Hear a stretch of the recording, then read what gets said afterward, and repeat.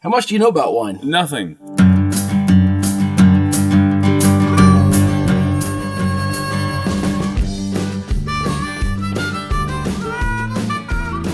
That's farmer, friend, singer-songwriter Lyal Strickland. And that's farmer, friend, and jack of all trades, Chris Horn.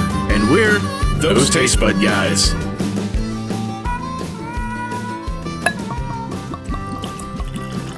Hey y'all, welcome back. So, this is probably going to be a pretty short episode because today we're going to do a wine. We know so much about wine. How much do you know about wine? Nothing. I just told you everything I knew. This is going to be pretty short. However, there's a local winery that Lyal and I both like. Lyal introduced it to me 3-4 years ago because he was playing some music there, I think. Yeah. And anyhow, we both really love it. We love the people there. We want to give them a quick shout out here in a little bit.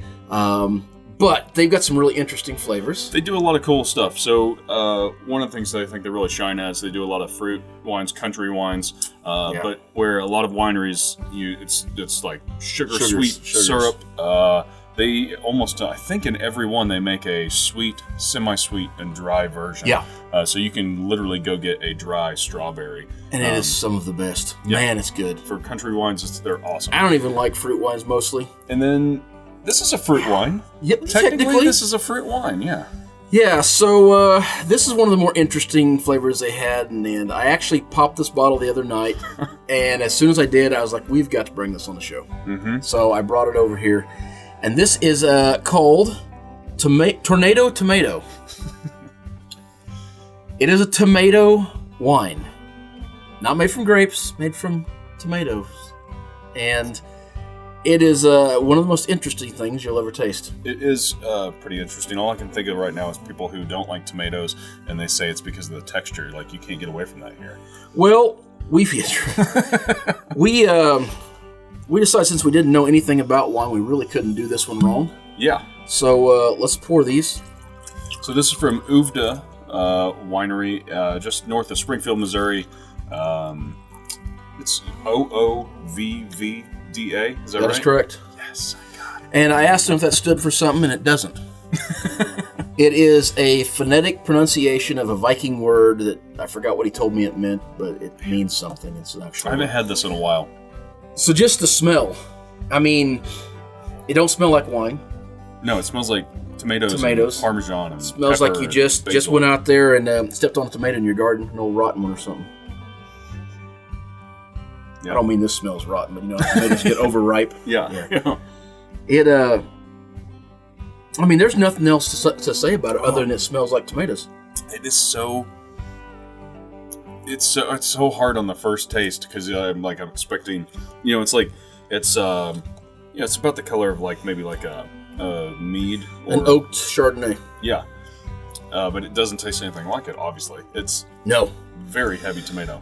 And that first acid taste is pretty strong. So they say it's low acid, but that's always the thing I think of it as well. Because typically you think of tannins and that sourness you get with a traditional dry wine. Yeah. That's, I guess, there, but that's not the predominant. It's almost vinegar. Mm-hmm. It really has this vinegar-esque flavor to it. It gets better. It does. Once your tongue gets acclimated to, which I think you kind of want to do with wine anyway, right? Is have a couple sips of it and kind of get your tongue used to the sort of baseline of the wine. Then you can really taste those flavors. It's like getting past the alcohol burn on a whiskey nose. Right. Yeah.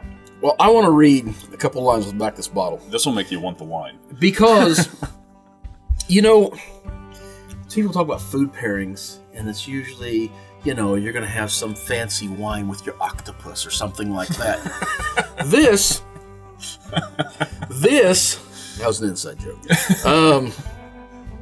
This is my favorite thing when you talk about country wines. Mm-hmm. Tomatoes make a light-bodied dry wine that pairs well with grilled cheese, salads, and tomato soup. Mm-hmm. Any red pastas. I mean, I don't think you could go wrong with that. How can you not love something pairs with grilled cheese? I just want those little fresh mozzarella pearls, little balls. Oh, mozzarella's would go well with this. All right, I do want to read the last line on here because it does have a little recipe on the end that I have not tried because I didn't read the back of this bottle until a while ago. But I can guarantee you I'm going to try this. For tomato juice lovers, it is a delightful straight, or, which I've had, add spices such as celery salt and Worcestershire sauce and a dash of hot sauce. Yeah, there you go.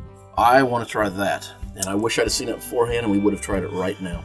Yeah. Well, as far as we know, this is the only tomato wine we've run across, but I'm sure someone makes it. But I've never seen it. So if you run across it, grab it. It's a super interesting.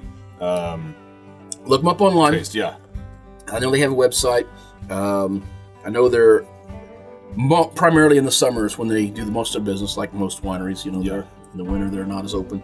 And they're just the nicest people, which that's such a cool thing about wineries is going there and actually like knowing the story behind why it got started and who's running it and why they're doing it. If you can stop in, and I'll tell you, when you pull up there, it looks like it's a little building out the end of a field. It doesn't look like anybody's there, and there may not be anybody there, but they will be. They live right around the corner, and they'll see you, and they'll pull up, and they'll come running. Yep. But when you go in ready to taste some wine, and they'll let you try everything in the place. And man, I promise you're going to walk out with a bag full of wine. It's so good, and it's not expensive. It's very fair priced. It is. So tasting, besides tomato, do you get anything else? It's not tomato juice. It's not tomato juice, to be clear. There's like a fresh herbiness to it. This, to me, if you went out there in the garden, you crushed a tomato up fresh right there with no pulp in it, and maybe got a couple something leaves of basil or something. Yeah, something green, and kind of put in there with it and mushed it together. Yeah, filtered out. That's kind of what this flavor would be. It's really refreshing in a weird way. It is refreshing, and my tongue's just like salivating. Now that my tongue's used to the that sort of first taste of it, it's great. Just that first one kind of hit me like whoa, because it is a very distinctive flavor. So yeah. Well, give these guys a shout out if you get a chance to go over. Tell them those Tastebud guys sent you. Yeah. Other than that, as much as we hate to shell out, we like, subscribe, follow, all that stuff, because it really helps us way more than we thought it would when we first started this gig. So now we're going to start saying that more. So anyhow. Yeah, well, until next time. Whether it be the wine you're drinking, the food you're eating, clothes you're wearing, or the people you're meeting, grab a buddy. Try something new like tomato wine.